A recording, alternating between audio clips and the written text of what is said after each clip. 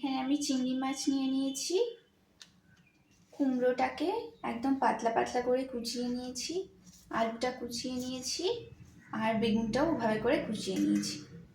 আর এখানে গুঁড়ো মশলা আছে, চিনি আছে একটু, হলুদ, নুন, কাশ্মীরি লঙ্কার গুঁড়ো, গরম মশলা আর জিরে গুঁড়ো।